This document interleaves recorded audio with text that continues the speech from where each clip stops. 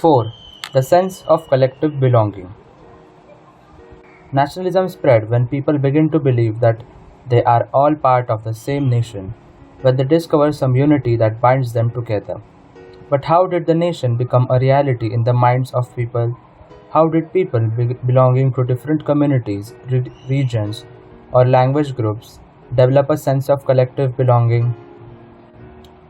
This sense of collective belonging came partly through the experience of united struggles, but there were also a variety of cultural processes through which nationalism captured people's imagination. History and fiction, folklore and songs, popular prints and symbols all played a part in the making of nationalism. The identity of the nation, as you know, is most often symbolized in a figure or an image. This helps create an image with which people can identify the nation. It was the 20th century, with the growth of nationalism, that the identity of India came to be visually associated with the image of Bharat Mata. The, image was first created by Bankim Chandra Chattopadhyay. In the 1870s, he wrote Vande Mataram as a hymn to the motherland. Later, it was introduced in his novel Anandamath and widely sung during the Swadeshi movement in Bengal. Moved by the Swadeshi movement, Abindranath Tagore painted his famous image of Bharat Mata. In his painting, Bharat Mata is portrayed as an ascetic figure. She is calm, composed, divine, and spiritual. In subsequent years, the image of Bharat Mata acquired many different forms as it circulated in popular prints and was painted by different artists. Devotion to this mother figure came to be seen as evidence of one's nationalism. Ideas of nationalism also developed through movement to revive Indian folklore. In late 19th century India, nationalists began recording folk tales sung by bards and they toured villages to gather folk songs and legends. These tales, they believed, gave a true picture of traditional culture that had been corrupted and damaged by outside forces. It was essential to preserve this folk tradition in order to discover one's national identity and restore a sense of pride in one's past. In Bengal, Rabindranath Tagore himself began collecting ballads, nursery rhymes, and myths and led the movement for folk revival. In Madras, Natesa Sastri published a massive 4-volume collection of Tamil folk tales, the folklore of southern India. He believed that folklore was national literature. It was the most trustworthy manifestation of people's real thoughts and characteristics. As the national movement developed, nationalist leaders became more and more aware of such icons and symbols in unifying people and inspiring in them a feeling of nationalism. During the Swadeshi movement in Bengal, a tricolor flag, red, green and yellow, was designed. It had 8 lotuses representing 8 provinces of British India and a crescent moon representing Hindu and Muslims.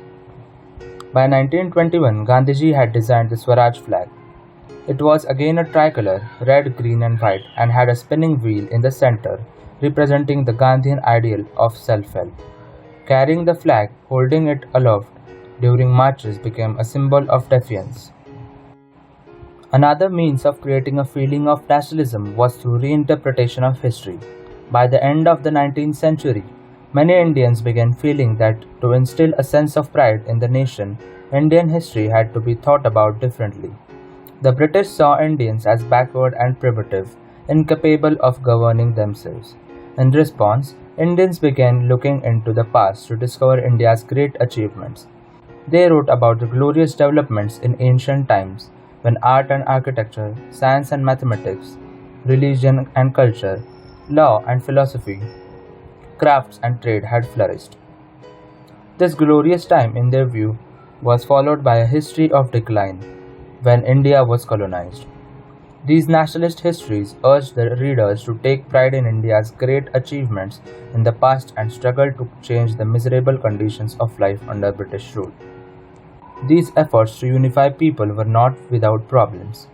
When the past being glorified was Hindu, when the images celebrated were drawn from Hindu iconography, then people of other communities felt left out.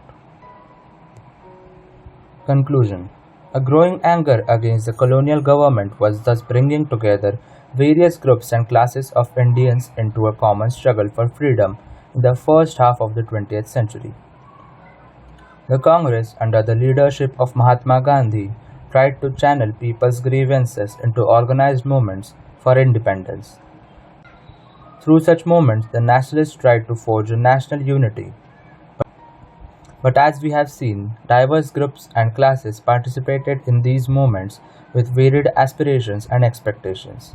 As their grievances were wide ranging, freedom from colonial rule also meant different things to different people. The Congress continuously attempted to resolve differences and ensure that the demands of one group did not alienate other. This is precisely why the unity within the movement often broke down. The high points of Congress activity and nationalist unity were followed by phases of disunity and inner conflict between groups. In other words, what was emerging was a nation with many voices wanting freedom from colonial rule. Thank you.